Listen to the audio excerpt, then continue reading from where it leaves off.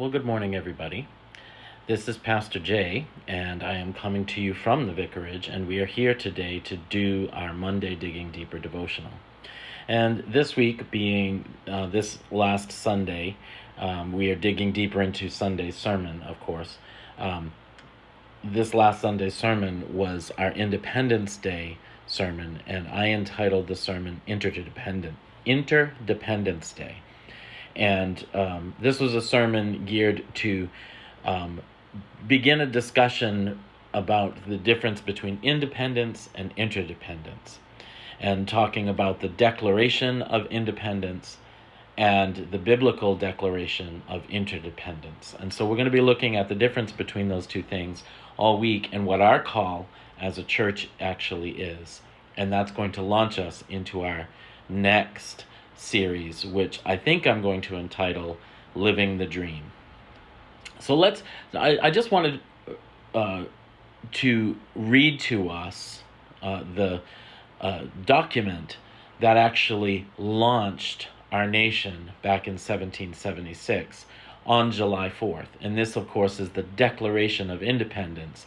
And from that, we will springboard into our declaration, the biblical declaration of interdependence, where we'll begin to look at John 17 relationships and 1 Corinthians chapter 12 and 13 relationships. All right, let's jump in.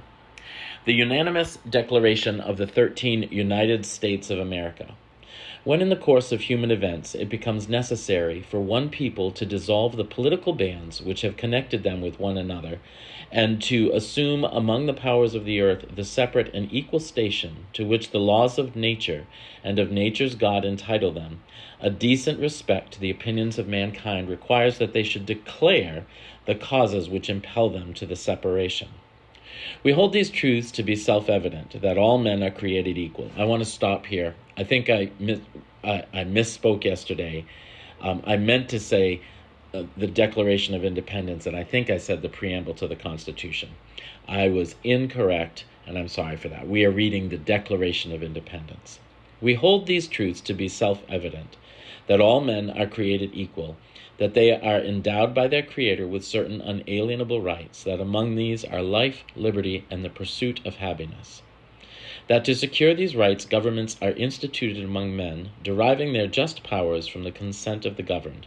That whenever any form of government becomes destructive of these ends, it is the right of the people to alter or to abolish it and to institute new government, laying its foundations on such principles and organizing its powers in such form as to them shall seem most likely to affect their safety and happiness. Prudence indeed will dictate that governments long established should not be changed for light and transient causes, and accordingly all experience hath shown that mankind are more disposed to suffer while evils are sufferable, than to right themselves by abolishing the forms to which they are accustomed. But when a long train of abuses and usurpations pursue invariably the same object, and evinces a design to reduce them under absolute despotism, it is their right, it is their duty to throw off such government and to provide new guards for their future security.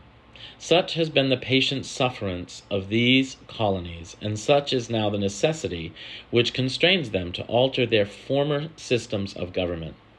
The history of the present King of Britain is a history of repeated injuries and usurpations, all having in direct object the establishment of an absolute tyranny over these states.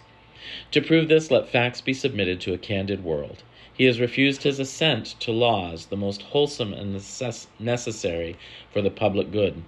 He has forbidden his governors to pass laws of immediate and pressing importance unless suspended in their operation till his assent should be attained, and when so suspended he is utterly neglected to attend to them. He has refused to pass other laws for the accommodation of large districts of people, unless those people would relinquish the right of representation in the legislature, a right inestimable to them and formidable to tyrants only. He has called together legislative bodies at places unusual, uncomfortable, and distant from the depository of their public records, for the sole purpose of fatiguing them in compliance with all his measures. He has dissolved representative houses repeatedly for opposing with manly firmness his invasion on the rights of the people. He has refused for a long time after such dissolutions to cause others to be elected, whereby the legislative powers, incapable of annihilation, have returned to the people at large for their exercise, the state remaining in the meantime exposed to all the dangers of invasion from without and convulsions within. He has endeavored to prevent the population of these states for that purpose, obstructing the laws for naturalization of foreigners, refusing to pass others to encourage their migrations hither, and raising the conditions of new appropriations of lands. He has obstructed the administration of justice by refusing his assent to laws for establishing judiciary powers. He has made judges dependent on his will alone for the tenure of their offices and the amount and payment of their salaries. He has erected a multitude of new offices and sent hither swarms of officers to harass our people and eat out their substance. He has kept among us in times of peace standing armies without the consent of our legislatures. He has affected to render the military independent of and superior to the civil power.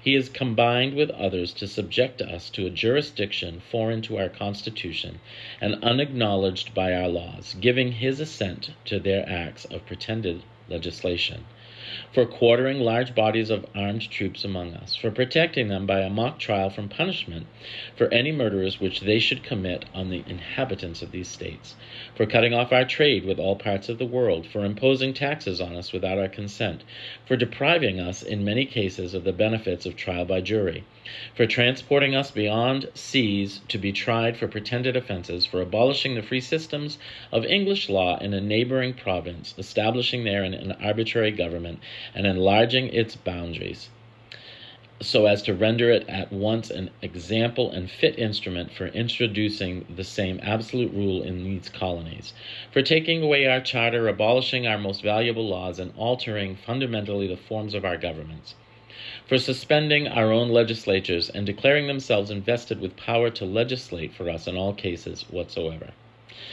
And he goes on and lists a few other things. And then he says, in every stage of these oppressions, we have petitioned for redress in the most humble terms. Our repeated petitions have been answered only by repeated injury. A prince whose character is thus marked by every act which may define a tyrant is unfit to be the ruler of a free people. Nor have we been wanting in attentions to our British brethren. We have warned them from time to time of attempts by their legislature to extend an unwarrantable jurisdiction over us. We have reminded them of the circumstances of our emigration and settlement here. We have appealed to their native justice and magnanimity, and we have conjured them by the ties of our common kindred to disavow these usurpations, which would inevitably interrupt our connections and correspondence. They too have been deaf to the voice of justice and of consanguinity. He must therefore acquiesce in the necessity which denounces our separation and hold them as we hold the rest of mankind, enemies in war, in peace friends. We, therefore, the representatives of the United States of America in General Congress, assembled, appealing to the Supreme Judge of the world for the rectitude of our intentions, do, in the name and by the authority of the good people of these colonies, solemnly publish and declare that these united colonies are, and of right ought to be free and independent states, that they are absolved from all allegiance to the British Crown, and that all political connection between them and the state of Great Britain is and ought to be totally dissolved, and that as free and independent states they have full power to levy war, conclude peace, contract alliances, establish commerce, and do all other acts and things which independent states may of right do. And for the support of this declaration, with a firm reliance on the protection of divine providence, we mutually pledge to each other our lives, our fortunes, and our sacred honor. And so here they are declaring their independence, not their absolute freedom to anarchy to do whatever they want, but to establish a state and a government that is free and different from the state of Great Britain. And in that Declaration of Independence, as I said yesterday, what they did was they created a new foundation from which God could create the greatest evangelistic and missionary movement that had graced the planet in probably 1,000 years. All right, so that's what we're talking about today. We're talking about that. And then we're talking about the move of God that is being established today as governments change around the world. Until we meet again, God bless you and be at peace.